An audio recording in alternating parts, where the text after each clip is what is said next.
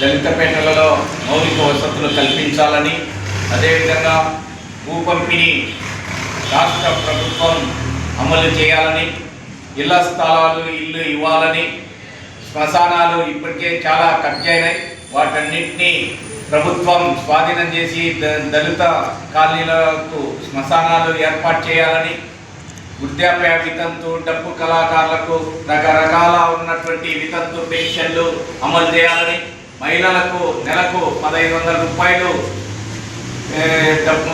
డబ్బులు నెల వేస్తామన్నటువంటి డబ్బులు కూడా అమలు చేయాలని, ఈ విధంగా కూటమి ప్రభుత్వం ఎన్నికలలో వాగ్దానాలు చేసింది.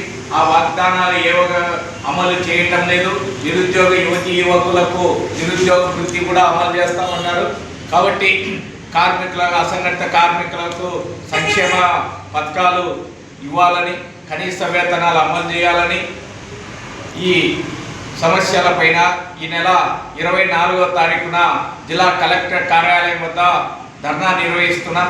ఈ ధర్నాకు ఈ ప్రాంతంలో ఉన్నటువంటి కలసపాడు, కాసినాయన, పూర్మాంల, బీకోడూరు మండలాల నుంచి పెద్ద ఎత్తున భూ పంపిణీ అమలు కోసం, అదేవిధంగా శ్మశానాల ఏర్పాటు కోసం, మౌలిక వసతుల కోసం, సంక్షేమ పథకాల కోసం, వీటన్నిటిపైన జిల్లా కలెక్టర్ కార్యాలయం వద్ద సామాజిక శంఖారావం పేరుతో వ్యవసాయ కార్మిక సంఘం, KVPS, ఇతర CIQ, ఇతర ప్రజా సంఘాల ఆధ్వర్యంలో ధర్నా నిర్వహిస్తున్నాం. ఈ ధర్నాను జయప్రదం చేయాలని వ్యవసాయ కార్మిక సంఘం జిల్లా ప్రధాన కార్యదర్శి వి అన్వేష్ తెలిపారు.